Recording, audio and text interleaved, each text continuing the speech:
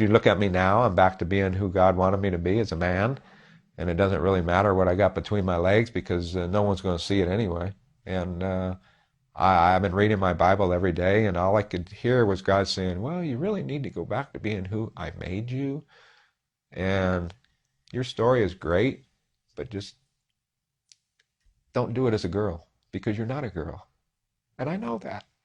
It just tears me up to think that that I did all this and I was a phony. I was a fraud. But I tried pulling it off. And people called me ma'am and she and her and you know, I had my long hair. I didn't wear much makeup. As you can see, I got lip liner. I had the eyebrows tattooed, which now I got to live this way, but it's a great testimony.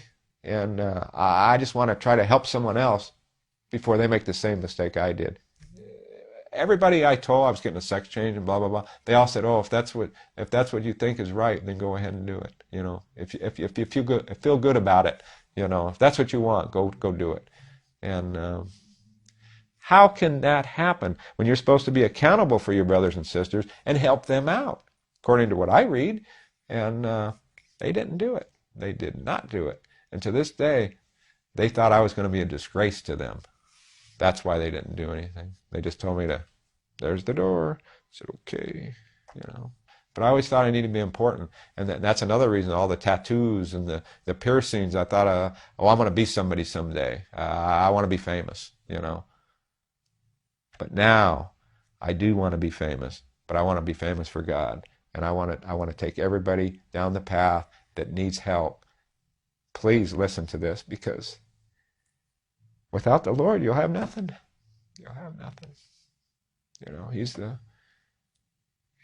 vine and we're the branches, and we can do nothing without Him.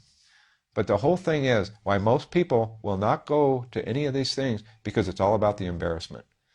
You are so embarrassed with what you've been doing that you can't tell anybody that. And that's what I kept a secret for all those years. I couldn't tell nobody. I was too embarrassed. But you have to stop. You have to stop and get help, because you're going to destroy your life. You're going to destroy the life of your friends, your spouse, whoever it may be, because this is the worst thing that I think that anybody could do is get involved in the sex industry or business or whatever. It destroyed me, but praise God, I'm set free now, and I'm happy as can be.